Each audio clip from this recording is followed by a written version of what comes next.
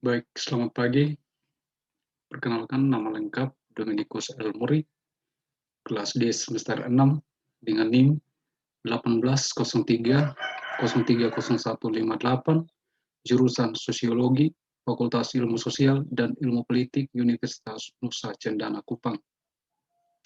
Baik, hari ini saya akan menjelaskan tentang proposal saya untuk memenuhi ujian tengah semester mata kuliah metode penelitian sosial kualitatif. Adapun tema UTS hari ini adalah menjelaskan latar belakang, kemudian tinjauan pustaka yang berisi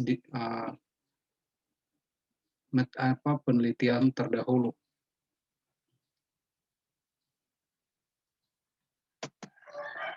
Baik, ada beberapa hal yang dibahas dalam tugas ini adalah yang pertama, menguraikan latar belakang masalah, kemudian yang kedua, menguraikan tinjauan pustaka yang terdiri dari penelitian terdahulu sebagai pijakan untuk memperkuat penelitian yang akan dilaksanakan, sedangkan yang ketiga, penjelasan konsep, dan yang keempat adalah teori. Kita mulai dari yang pertama adalah latar belakang masalah. Kehadiran seorang anak merupakan dambaan bagi setiap orang yang sudah berumah tangga. Selain untuk melanjutkan keturunan, anak juga merupakan pelengkap kebahagiaan di dalam sebuah keluarga. Sejak lahir, biasanya orang tua selalu memperkenalkan kepada anak tentang pranata, aturan, nilai, norma, dan sosial budaya melalui kebiasaan dalam kehidupan sehari-hari. Nah, pembinaan ini terhadap anak oleh orang tua dilakukan melalui proses sosialisasi.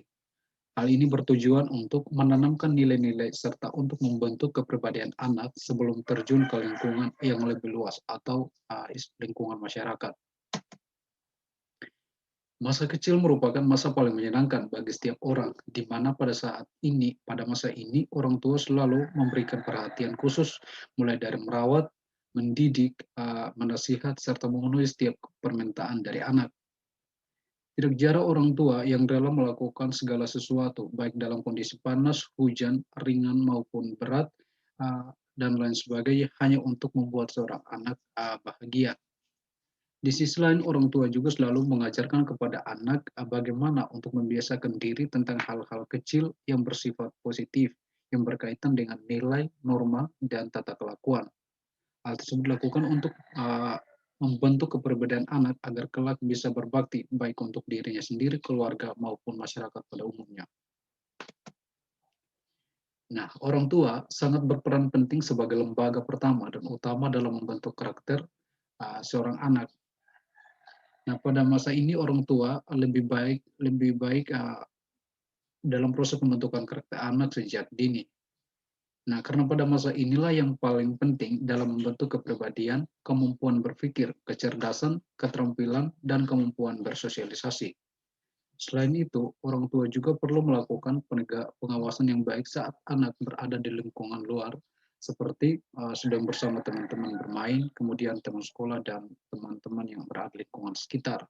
Karena kemungkinan besar ia dengan mudah akan terpengaruh oleh kondisi serta hal-hal yang tidak inginkan saat berinteraksi.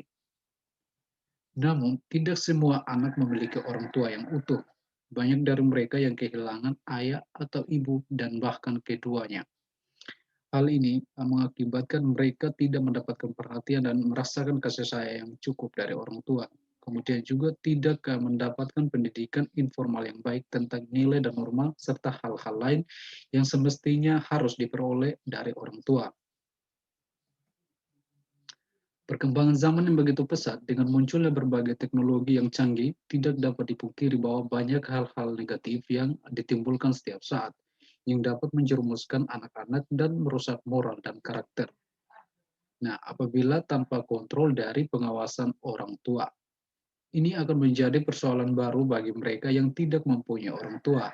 Oleh karena itu, perlu adanya suatu lembaga sebagai wadah untuk melindungi dan mengawasi anak-anak tersebut sehingga tidak terjerumus dengan hal-hal yang tidak baik yang dapat merusak kepribadian mereka. Sesuai dengan Undang-Undang Dasar Republik Indonesia tahun 1945 menyatakan bahwa fakir miskin dan anak-anak terlantar dipelihara oleh negara. Oleh sebab itu, orang-orang ataupun lembaga yang mengasuh, mengadopsi anak tersebut harus dibina, dididik, serta diperlakukan selayaknya anak kandung.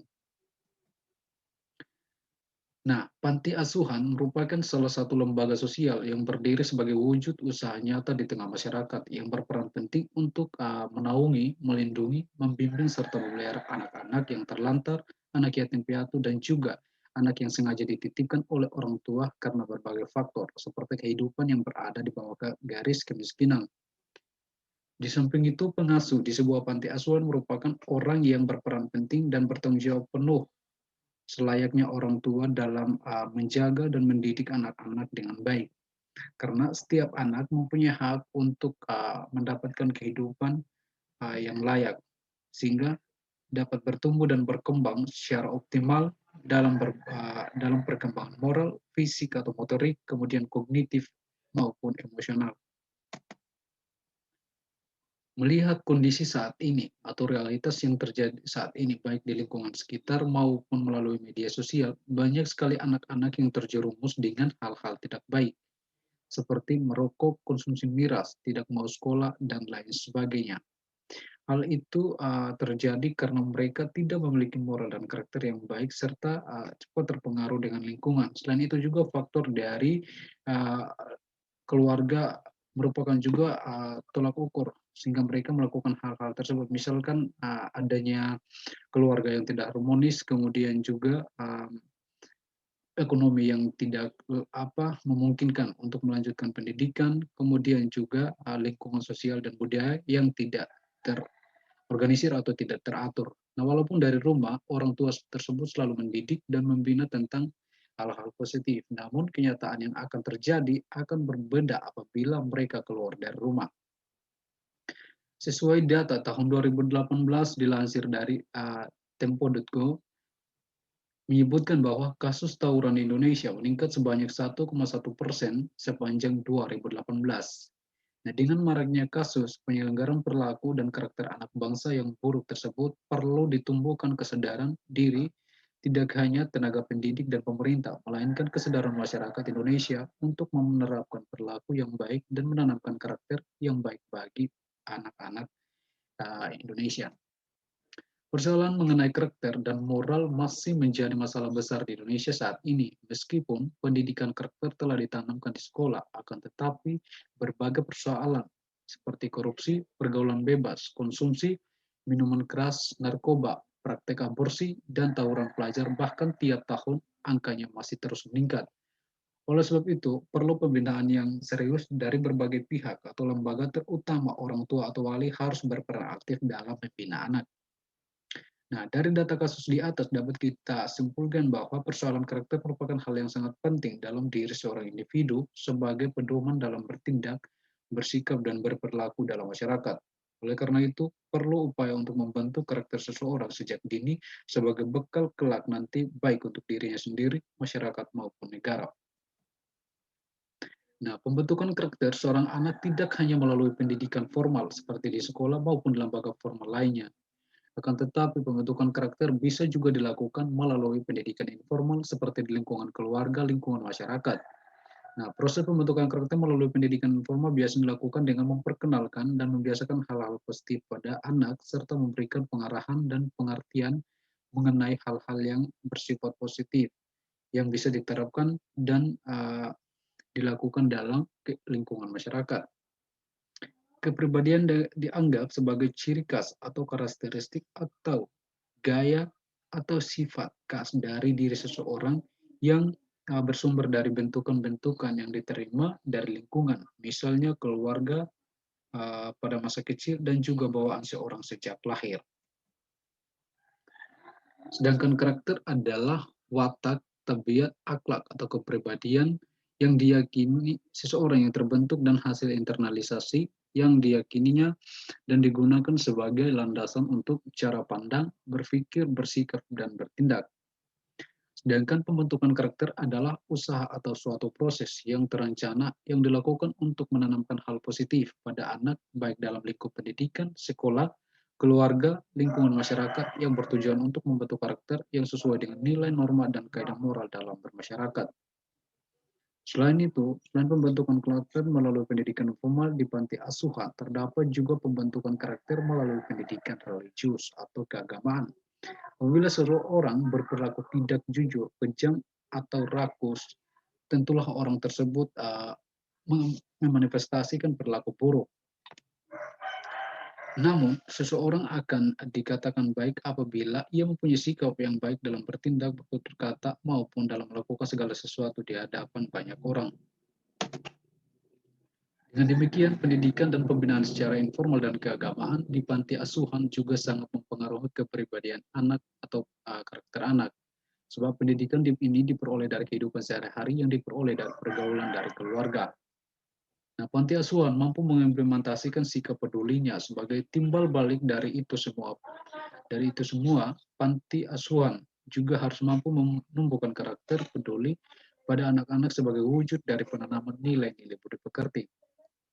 Panti asuhan Sonaf Maneka, Lasiana Kota Kupang telah menunjukkan dedikasi nyata dalam turut membantu dan berupaya menjadi mitra pemerintah dengan memberikan perlindungan dan pemeliharaan terhadap anak-anak.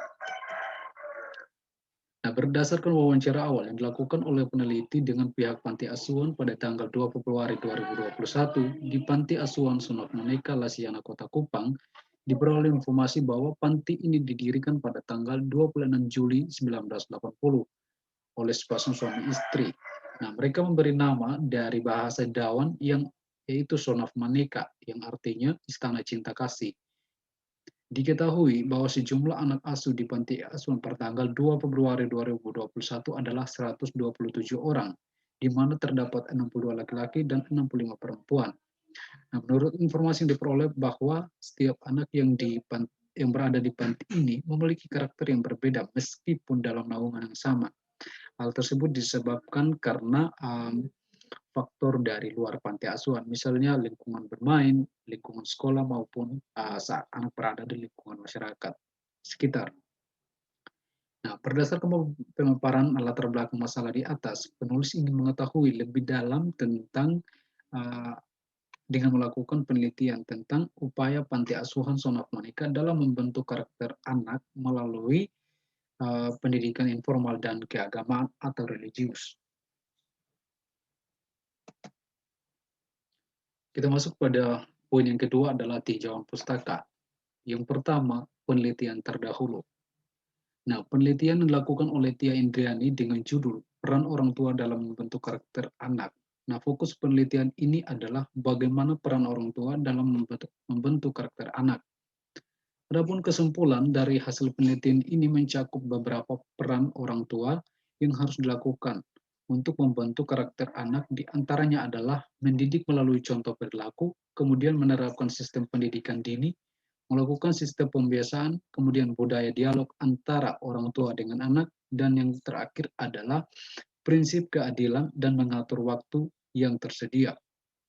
Nah, penelitian ini relevan dengan penelitian yang akan dilakukan oleh penulis, yakni sama-sama membahas tentang proses pembentukan karakter, sedangkan perbedaannya terletak pada subjek dan objek penelitian, di mana penelitian ini fokus pada orang tua sebagai subjek dan studi kasusnya dilakukan di desa, sedangkan penelitian yang dilakukan oleh penulis adalah sebagai subjek dan pengasuh dan studi kasusnya dilakukan di panti asuhan.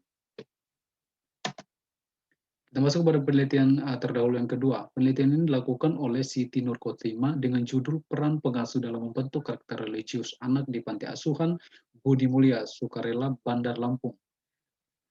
Tujuan penelitian ini adalah untuk mengetahui bagaimana upaya panti asuhan dalam membentuk karakter religius anak-anak.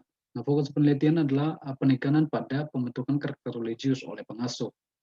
Adapun kesamaan dalam penelitian ini dengan penelitian yang dilakukan oleh penulis, yaitu kesamaan dalam membahas pembentukan karakter. Selain itu, subjek dan studi kasus juga menjadi persamaan dengan penelitian yang akan dilakukan oleh penulis. Sedangkan letak perbedaannya adalah penelitian ini lebih mencakup penelitian yang dilakukan oleh penulis mencakup dua hal yang menjadi dasar pembentukan karakter oleh pengasuh, yakni melalui pendidikan informal dan keagamaan atau religius. Sedangkan penelitian ini akan hanya menekankan pada pembentukan karakter religius. Nah, kita masuk yang kedua adalah penjelasan konsep. Dari poin pertama tadi, dari poin uh, tinjauan pustaka. Yang pertama, anak. Secara umum dikatakan anak adalah seorang yang dilahirkan dari perkawinan antara seorang perempuan dan seorang laki-laki dengan tidak menyangkut bahwa seorang yang dilahirkan oleh wanita meskipun tidak pernah melakukan pernikahan tetap dikatakan anak. Anak adalah seorang laki ataupun perempuan yang belum dewasa, um, yang belum mengalami masa pubertas.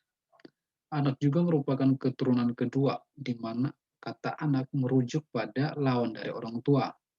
Menurut psikologi anak, periode perkembangan yang menentang dari masa bayi hingga uh, usia 5 atau 6 tahun, periode ini biasanya disebut dengan periode prasekolah, kemudian akan berkembang sesuai dengan tahun-tahun sekolah dasar. Berdasarkan ketentuan Pasal 1 Angka 1 Undang-Undang Dasar 23 tahun 2002 tentang perlindungan anak, disebutkan bahwa yang dimaksud dengan anak adalah seorang yang belum berusia 18 tahun, termasuk anak yang masih dalam kandungan. Kemudian ada beberapa pengertian anak dari aspek psikologi dan sosiologi. Menurut John Locke, dalam Guarsa 1986, anak adalah pribadi yang masih bersih dan peka terhadap rangsangan-rangsangan yang berasal dari lingkungan. Kemudian menurut Agustinus, yang dipandang sebagai peletak dasar permulaan psikologi anak, mengatakan bahwa anak tidaklah sama dengan orang dewasa. Anak mempunyai kecenderungan untuk menyimpang dari hukum dan ketertiban yang disebabkan oleh keterbatasan pengetahuan dan pengertian terhadap realita kehidupan. Anak-anak lebih mudah belajar dengan contoh-contoh yang diterimanya dari aturan-aturan yang bersifat memaksa. Kemudian Sobor mengartikan anak sebagai orang yang mempunyai pikiran, perasaan, dan sikap minat berbeda dengan orang dewasa dengan segala keterbatasan. Kemudian Haditono dalam buku Damayati 1992 berpendapat bahwa anak merupakan makhluk yang membutuhkan pemeliharaan, kasih sayang, dan tempat bagi perkembangannya. Nah, selain itu, anak merupakan bagian dari keluarga, dan keluarga memberikan kesempatan bagi anak untuk belajar tingkah laku yang penting, perkembangan yang cukup baik. 5 dalam kehidupan bersama. Kemudian dari aspek psikologi, memandang anak adalah bagian dari masyarakat, di mana keberadaan anak sebagai bagian yang berinteraksi dengan lingkungan sosialnya, baik dalam keluarga ataupun masyarakat pada umumnya. Kita masuk pada anak yatim piatu, dan anak terlantar. Yang pertama adalah anak yatim. Berbicara mengenai anak yatim berarti tidak terlepas dari pengalaman setiap orang yang telah kehilangan seorang ayah. Apalagi bagi mereka yang masih kecil, anak-anak akan mengisahkan pengalaman tersendiri yang kurang menyenangkan sepanjang hidupnya. Karena ayahlah yang menjadi panutan dalam hidupnya. Namun, pergi meninggalkan dunia dengan selama-lamanya. Kepergian seorang ayah tidak hanya meninggalkan duka, tetapi banyak masalah-masalah lain yang muncul ketika seorang ayah meninggal dunia. Salah satunya yang sering terjadi di sekitar kita adalah ketika seorang ibu tinggal meninggalkan anak-anaknya lalu pergi untuk menikah lagi dan membangun keluarga baru. Hal ini akan berdampak buruk pada anak-anak dari suami pertama. Bila suami kedua tidak menginginkan untuk tinggal bersama dengan mereka. Namun ada juga dari mereka yang tidak mau menikah lagi karena lebih memilih untuk merawat dan tinggal bersama dengan anak-anak. Kemudian anak piatu. Anak piatu adalah kebalikan dari anak yatim. Jika yatim identik dengan ayah yang meninggal dunia, maka piatu identik dengan ibu yang meninggal dunia. Kita masuk pada anak yatim piatu. Anak yatim piatu adalah sebutan bagi mereka yang kedua orang tuanya telah meninggal dunia. Yang menjadi persoalannya adalah ketika semua anak-anak ditinggalkan ini masih kecil. Mengapa demikian? Karena tidak ada lagi tempat bagi mereka untuk mengadu, untuk mendapat kasih sayang, serta tidak ada lagi yang akan menjamin kebutuhan hidup mereka. Berbeda ketika dari mereka yang ditinggalkan kedua orang tuanya sudah berumah tangga atau setidaknya sudah bisa diharapkan untuk membantu adik-adiknya. Dalam hal ini, pemenuhan kebutuhan pangan, papan maupun sandang, sehingga adik-adiknya bisa hidup dengan tenang. Namun, ada sebagian besar dari mereka yang statusnya yatim piatu yang tinggal dengan orang sebagai anak angkat atau dititip ke lembaga sosial seperti panti asuhan. Hal tersebut terjadi karena berbagai faktor yang mempengaruhi, di antaranya adalah ekonomi yang melemah. Kemudian sehingga dalam kondisi ini seperti itu harus hidup dan beradaptasi dengan lingkungan baru. Kemudian anak terlantar. Anak terlantar merupakan anak yang kondisinya disebabkan oleh berbagai faktor, seperti salah satu orang tua atau dua-duanya meninggal dunia, kemudian faktor ekonomi, tidak terpenuhinya kebutuhan, faktor keluarga, terbanyak terjadi masalah, tidak harmonis, faktor pendidikan, kurangnya biaya pendidikan sehingga putus sekolah, sarana prasarana yang tidak memungkinkan, kemudian faktor lingkungan terpengaruh dalam pergaulan. Anak terlantar menurut perubahan atas Undang-Undang Nomor 23 Tahun 2002 tentang Perlindungan Anak adalah anak yang tidak terpenuhi kebutuhan, baik secara wajar, uh, secara fisik, mental optimal maupun sosial. Panti asuhan. Nah, dalam kehidupan kita sehari-hari, panti pasti sudah tidak asing lagi dengan kata panti asuhan. Sebuah lembaga yang hadir di tengah masyarakat, eh, baik di bawah naungan pemerintah maupun swasta, dengan tujuan untuk menaungi, melindungi, dan memelihara, serta mendidik anak-anak yang terlantar, anak yatim piatu, dan juga anak-anak yang orang tuanya memiliki ekonomi lemah atau keterbatasan lainnya.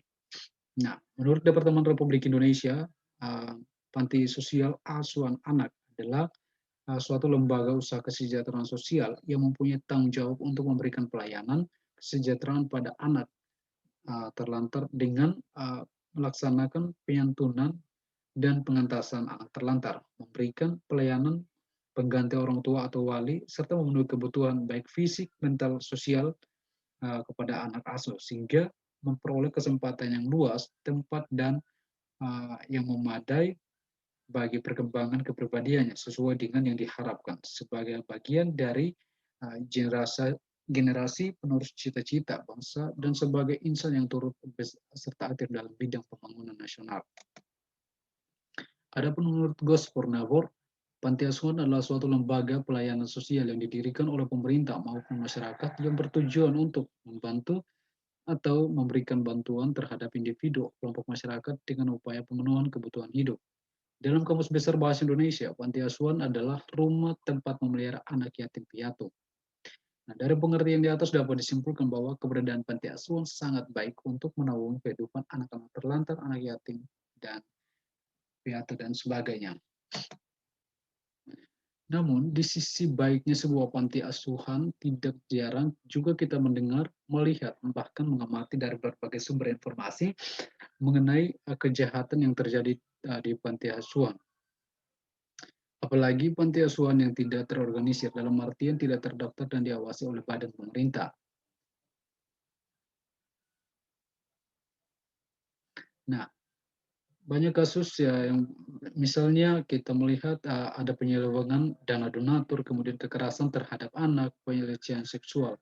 Nah, hal ini diperkuat dengan ada kasus yang terjadi di beberapa daerah seperti di Depok, bahwa terjadi pelecehan seksual dan kekerasan fisik oleh pendiri panti asuhan terhadap anak-anak asuh. Nah, dari kasus ini kita bisa pahami bahwa tidak selamanya panti asuhan bekerja dengan maksimal untuk menjamin kehidupan anak-anak agar menjadi lebih baik. Oleh karena itu, perlu perhatian dari berbagai pihak untuk bekerja sama dan mengatasi hal tersebut. Terlebih khusus dari pihak pemerintah agar mempertegas aturan atau undang-undang yang menjamin kehidupan setiap anak asuh serta menjadi pegangan bagi setiap orang agar tidak melakukan tindakan kekerasan baik fisik maupun mental kepada anak-anak yang terdapat atau yang berada di panti asuhan. Kemudian kita masuk pada konsep yang berikutnya adalah pengasuh. Nah, hal yang paling penting untuk keberlangsungan operasional sebuah panti asuhan adalah keberadaan pengasuh atau orang yang diberi wewenang atau otoritas untuk mengasuh anak-anak. Tanpa pengasuh panti asuhan tidak bisa menjalankan tugas dan perannya dengan baik. Oleh karena itu, keberadaan pengasuh juga sangat diutamakan. Pengasuh pada umumnya adalah orang yang menjaga, merawat, dan membimbing anak, entah itu kakak ataupun orang tua. Bahkan sebagian besar orang yang kehidupan serba ada bisa saja membayar orang untuk dijadikan pengasuh pribadinya. Nah, jadi pengasuh tidak hanya bagi orang tertentu karena mungkin saja suatu saat nanti kita juga pasti mengalami baik sebagai orang tua maupun sebagai pekerja di lembaga tertentu. Kemudian pembentukan karakter. Karakter merupakan aspek penting yang menentukan suatu bangsa. Karakter bangsa sangat bergantung pada kualitas sumber daya manusia. Oleh karena itu, karakter yang berkualitas perlu dibina sejak kecil agar terbiasa dengan perilaku yang positif. Selain itu, karakter sangat mempengaruhi kualitas hidup seseorang sebagai pedoman dalam berperilaku di dalam masyarakat.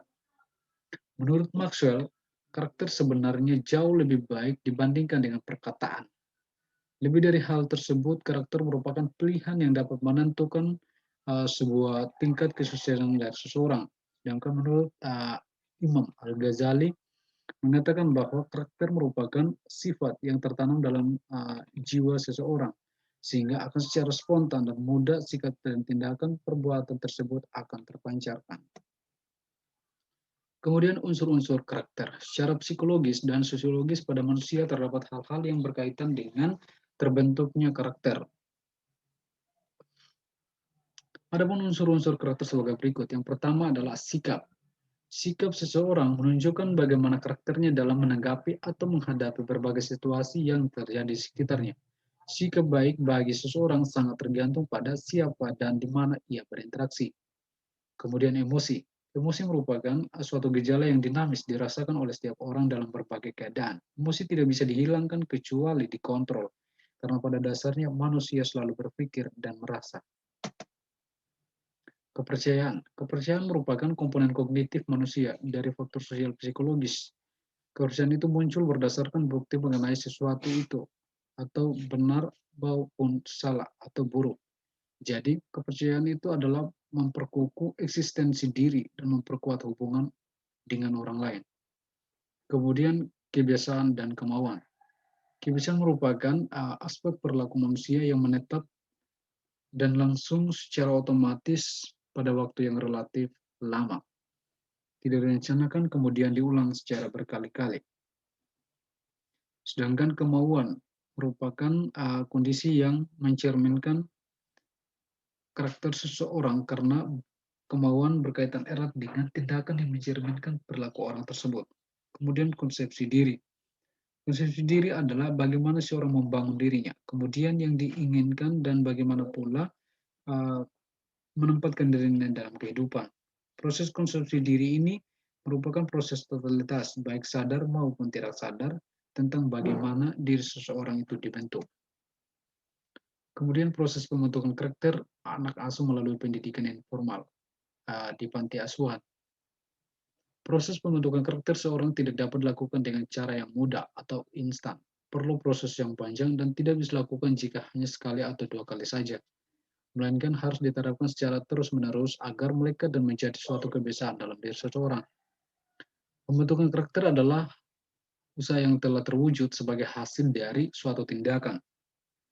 Menurut Narmawati, dari penjelasan di atas dapat disimpulkan bahwa pembentukan karakter adalah suatu usaha atau proses yang diwujudkan dalam diri seseorang yang menghasilkan suatu tindakan yang baik dengan melalui proses yang panjang dan dilakukan secara terus-menerus agar menjadi suatu kebiasaan. Nah, pendidikan informal merupakan sebagai wadah yang sangat baik dan berperan penting dalam membentuk seorang untuk menjadi lebih baik. Tentunya dengan melakukan melalui proses yang sangat panjang. Pendidikan informal tidak terorganisir secara struktural, tidak terdapat penjenjangan kronologis, tidak mengenal adanya ijazah, waktu belajar pun yang tidak terbatas, dan lebih merupakan hasil pengalaman individual mandiri dan pendidikan yang tidak terjadi dalam medan interaksi belajar mengajar.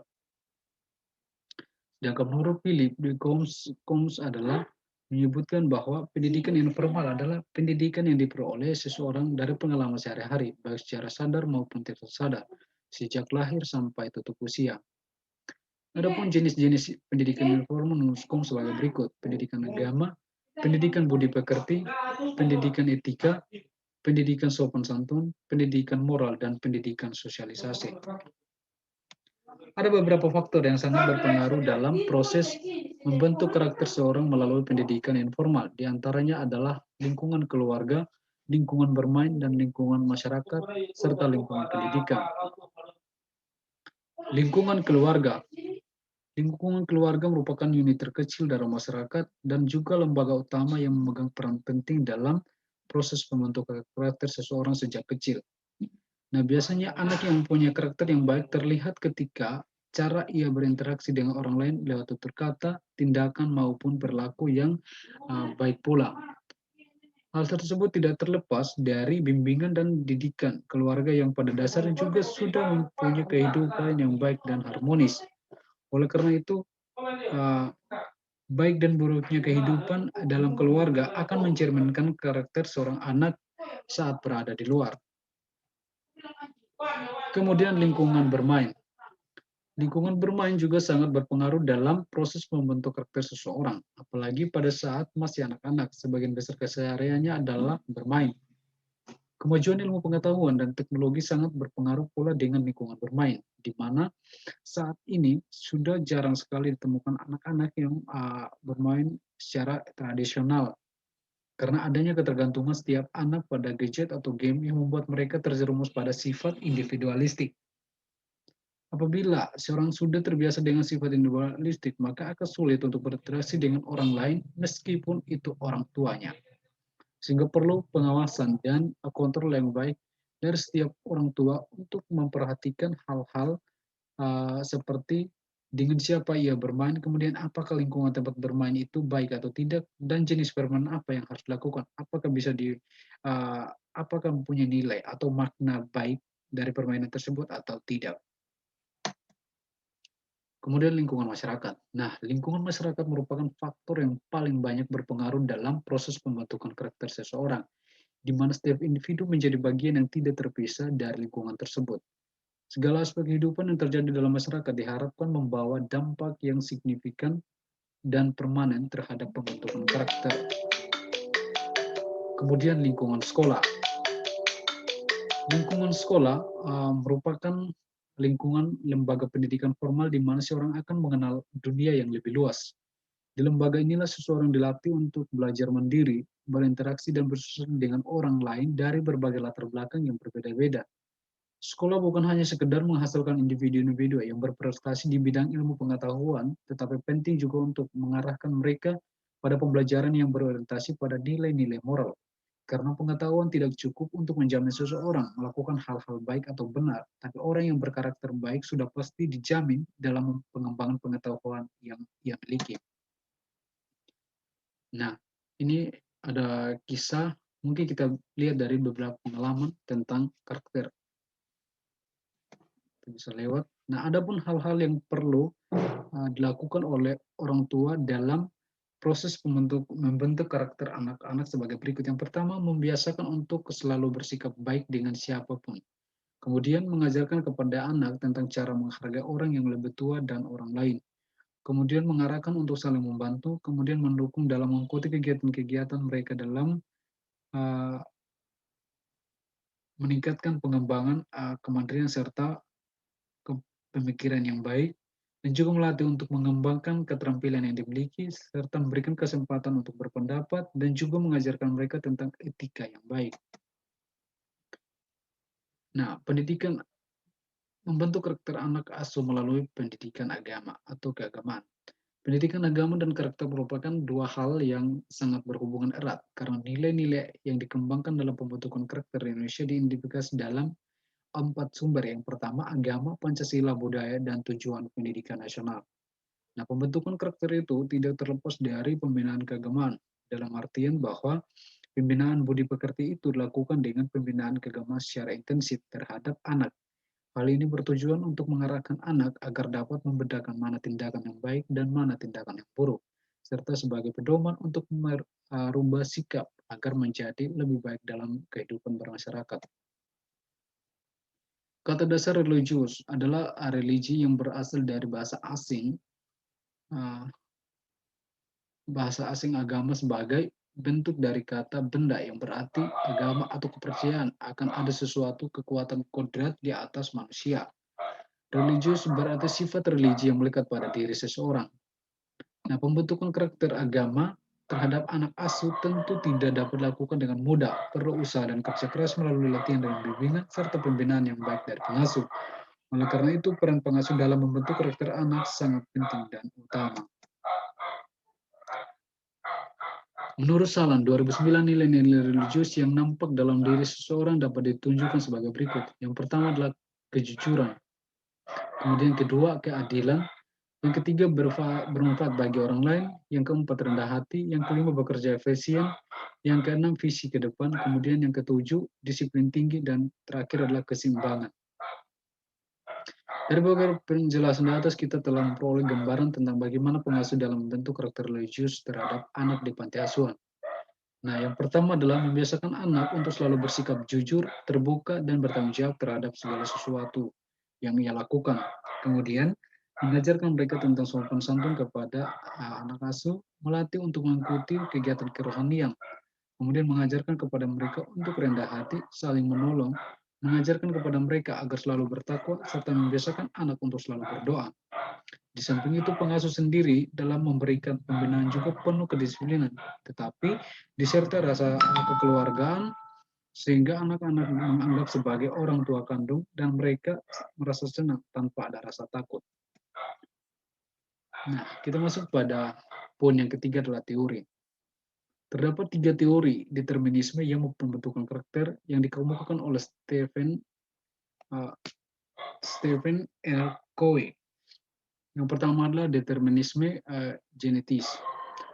Teori ini berpandangan bahwa sikap individu diturunkan oleh sikap kakek neneknya. Itulah sebabnya seorang memiliki sikap dan tabiat seperti sikap dan tabiat nenek moyangnya. Kemudian teori determinisme psikis. Teori ini berasumsi bahwa sikap individu merupakan hasil perlakuan pola asuh atau pendidikan orang tua yang diberikan kepada anaknya. Kemudian yang ketiga adalah determinisme lingkungan.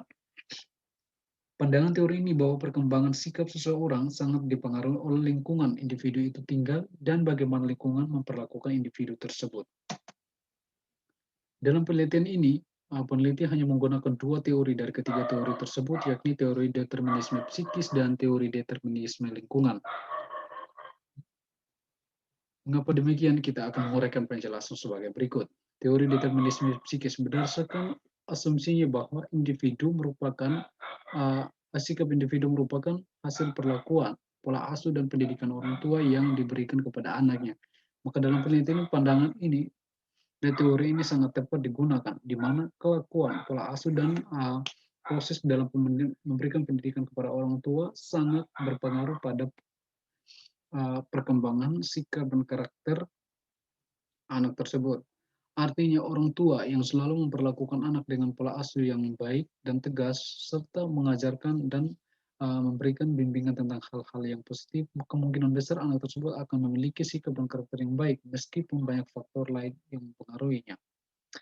Oleh karena itu, pengasuh dalam panti asuhan sangat diharapkan untuk memperlakukan, mengasuh, dan memberikan pendidikan yang baik dan tegas dalam berbagai aspek yang bersifat positif terhadap anak asuh demi meningkatkan perkembangan sikap dan karakter yang baik. Kemudian, teori determinisme lingkungan. Dalam konteks kaitannya dengan judul penelitian, teori ini sangat